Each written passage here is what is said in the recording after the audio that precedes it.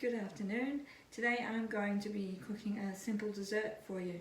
So I'm making an apple and blueberry crumble, and I'm just using some Pink Lady pie apples in a can. These are really great for if you're just wanting to make something really quick, so you don't have to go to all the trouble of peeling, chopping and cooking the apples. So I've just got a 410 gram can here. I'm going to pour those straight into my dish.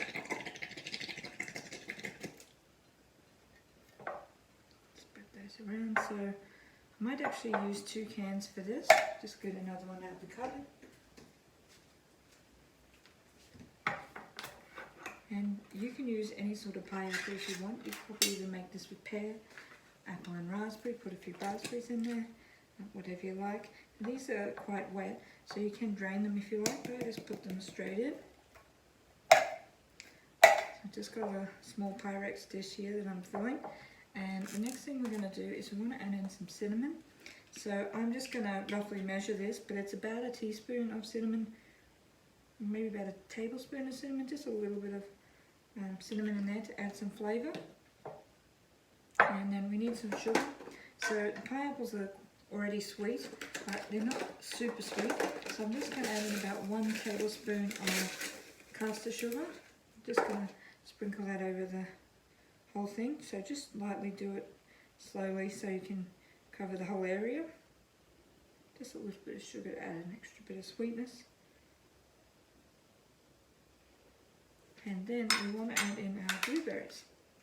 So I've got a punnet of blueberries here that I've washed, and I'm probably going to use whole punnet in here. So you just want to spread them around evenly on top. You see how quick and simple this is? We've only been making this for about 2 minutes, and all we really need to do next is make the crumble, and then it's into the oven. So this is looking pretty good. I'd say that's enough for the blueberries. So there we go, we spread them around evenly. It's looking good. Now I'm going to put this aside and I'm going to make the crumble. So to make the crumble, I've got the scales here, and I'm going to need 100 grams of flour. So I'm just using a white plain flour here. Don't need to use self-raising.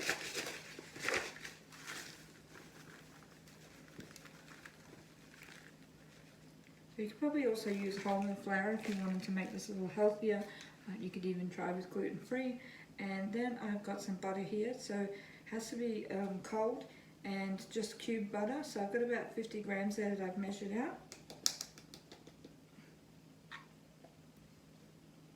So all you want to do now is just rub this together with your fingers to make a crumble. And this sort of has to resemble breadcrumbs. That's how you want it to look. I've seen before where you can do this in a processor, and it kind of looks like almond meal, but we don't want it to be too finely processed, so it's best just to do this with your hands. And once I've finished rubbing this all together, I'm going to add in some sugar, and then we'll pour it over the top, and we're going to bake it. So to bake it, you want to preheat your oven to 200 degrees, or if you're using a fan forced oven, 180 degrees, and you need to cook it for 25 to 30 minutes. So as you can see, I don't know if you can see that very well, but it's starting to come together.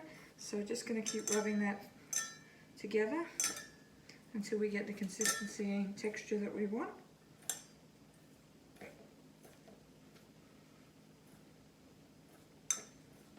So this takes a couple of minutes.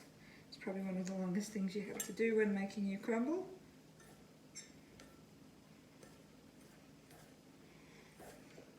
It's looking pretty good.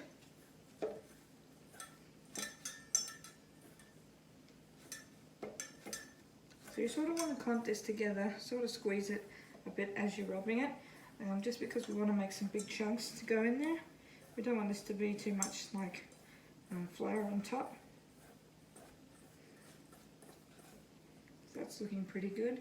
And I'm just going to wash my hands, and then we're going to add in the sugar, and the sugar is what will give it a bit of extra texture and sweetness to the crumble.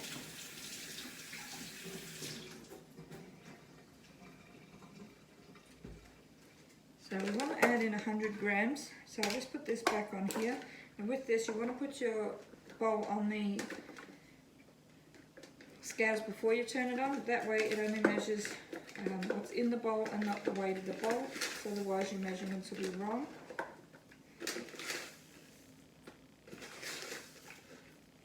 Just measuring out some caster sugar.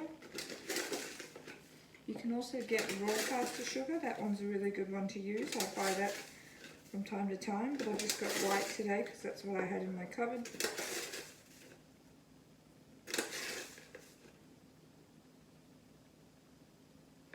Excellent. So that's our 100 grams in there, and now we just want to rub that through our mixture. So again, you just want to squeeze that as you're rubbing it into the mixture.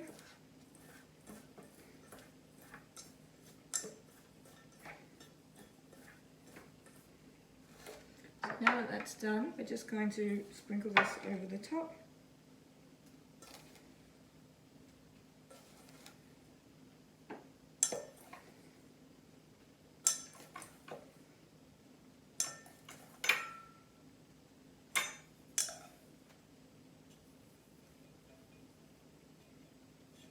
And something that's not in the recipe that I'm going to add in, I'm just going to put a little bit of cinnamon on the top. You can leave that out if you like. Just going to mix that in a little bit. So that's my crumble. Now it's going to go into the oven, as I said, for 25 to 30 minutes. I'm putting it on 180 degrees fan force. You do it at 200 degrees if it's non-fan force. Once it's cooked, I'll come back and show you how it looks. Alright, well that's my apple and blueberry crumble done. So I'll just show you how that looks.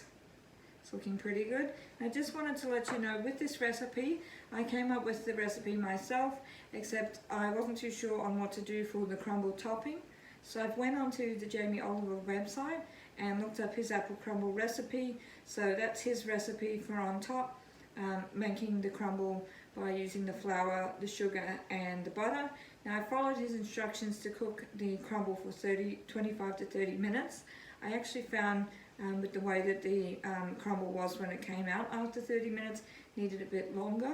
So I turned the heat down to 150 degrees fan forced, and I just cooked it for another 10 minutes just to ensure that it was golden on top, but I didn't want to overcook the fruit in the recipe. So I'm going to let this cool down a little bit, then I'm going to have a taste, and I'll show you how it looks when you serve it up.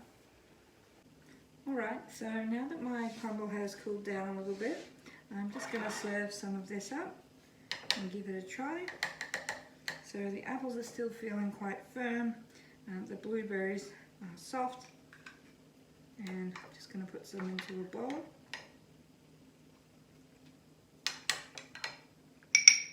So that's looking pretty good. So I'm pretty happy with how this looks. Now I'm just going to give it a try and see if it tastes good.